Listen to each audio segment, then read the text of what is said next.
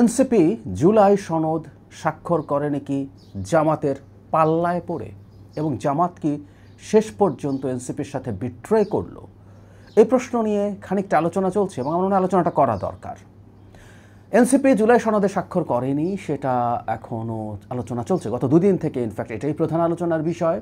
গতকাল যে ঘটনাটা ঘটলো, এই ঘটনাটা বাংলাদেশের ইতিহাসে খুবই একটা গুরুত্বপূর্ণ ঘটনা, কিন্তু সেখানে এই গণ অভ্যুত্থানের সবচেয়ে পরিচিত মুখগুলো অ্যাবসেন্ট ছিলেন।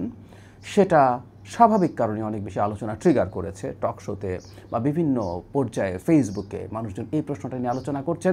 এবং এনসিপি যাওয়া না যাওয়া, মানে না যাওয়াটা ঠিক হলো কি ভুল হলো, তাদের পলিটিক্যাল স্ট্যান্ডটা তাদের ভবিষ্যতের পলিটিক্সকে ক্ষতিগ্রস্ত করবে না লাভবান করবে, নানামুখী বিশ্লেষণ আলোচনা চলছে। কিন্তু যে কথাটা বলছিলাম, এনসিপি আসলে জামাতের উপরে রিলাই করেছিল এবং তাতে তারা ফাইনালি বিট্রেড হয়েছে। কারণ শেষ মুহূর্ত পর্যন্ত জামায়াত এই সনদ স্বাক্ষর করবে কিনা এরকম একটা দোদুল্যমানতা দেখিয়েছে, অন্তত পাবলিকলিও।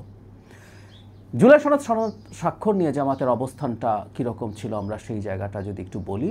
আমরা ফলো যখন করছি গত 1-1.5-2 মাস থেকেই তারা যখন পিআর নিয়ে সিরিয়াসলি আন্দোলনে নেমেছেন, শুধু মুখে বলছেন না, তারা সমাবেশ করছেন, বিক্ষোভ করছেন, এমনকি জেলা উপজেলা পর্যায়ে, বিভাগীয় পর্যায়ে, শুধু ঢাকায় না।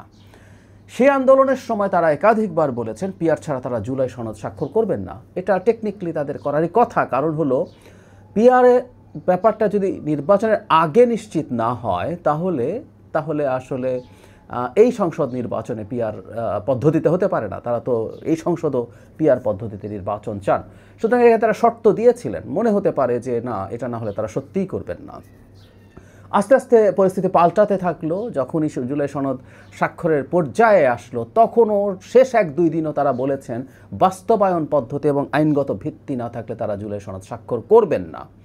এমনকি সনদ স্বাক্ষরের কয়েক ঘন্টা আগেও তাদের পক্ষ থেকে এই রকম বক্তব্যই দেওয়া হয়েছিল।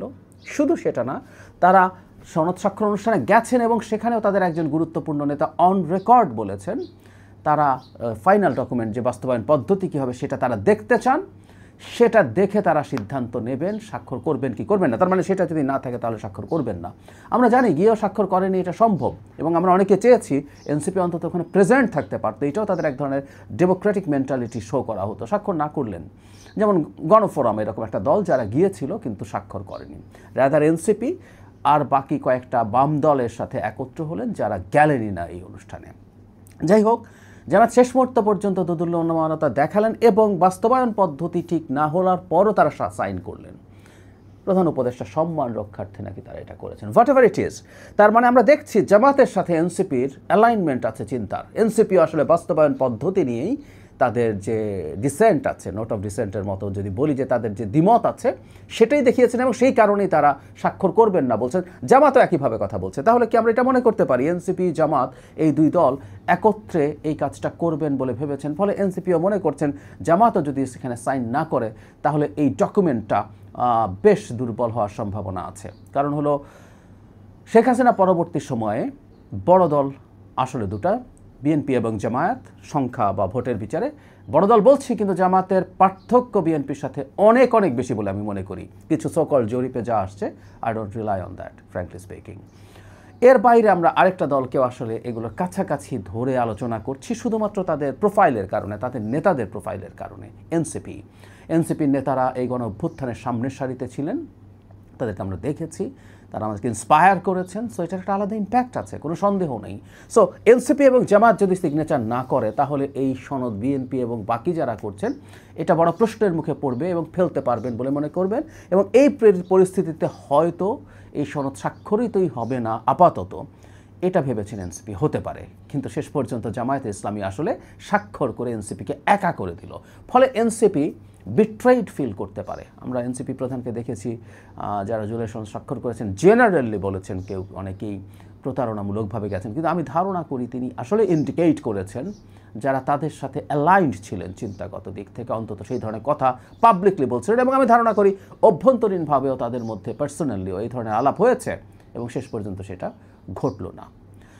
ধারণা করা যায় এই ঘটনার পর একটা রাজনৈতিক ইম্প্যাক্ট হতেই পারে। জামাতের সাথে এনসিপির বা বিএনপির সাথে এনসিপির আলোচনা চলছিল নির্বাচনে সিট ভাগাভাগি নিয়ে বা আন্ডারস্ট্যান্ডিংয়ের জন্য। এই ঘটনার পর জামায়াতের প্রতি এনসিপির খুবই নেগেটিভ অ্যাটিটিউড হওয়ার সমূহ সম্ভাবনা আছে, ফলে তাদের সেই আলোচনা ভেস্তে যাওয়ারও সম্ভাবনা থাকে। তবে পলিটিক্স আসলে শেষ কথা বলে কিছু নেই, পলিটিক্সে নানান কিছু ঘটতে পারে নানান সময়ে।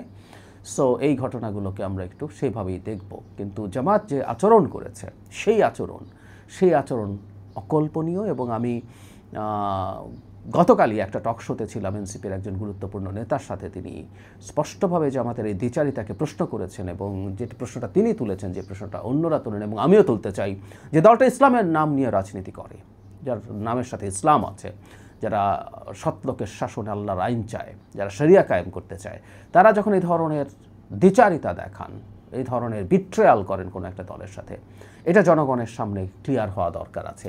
এনসিপি ভুল সিদ্ধান্ত নিয়েছে না সঠিক সিদ্ধান্ত নিয়েছে সে ডিফারেন্ট ডিবেট, কিন্তু এনসিপি তার ভেতর থেকে যে সিদ্ধান্তটাকে সঠিক বলে মনে করেছে সে সেটার পক্ষে স্টিক থেকেছে, সেটার কারণে অন্য কাউকে সে কোনো না কোনোভাবে প্রভাবিত করে বিপদে ফেলেনি। সো এনসিপির এই সততাটাকে আমরা দেখব। তার পলিটিক্যাল সিদ্ধান্ত ভুল, আমি বহুবার বলছি, আমি এখনও মনে করি, কিন্তু তার সততাটাকে আমি সম্মান করি। ঠিক এই কারণেই জামাত ঠিক উল্টো ট্রিটমেন্ট আমাদের কাছে পাওয়া উচিত।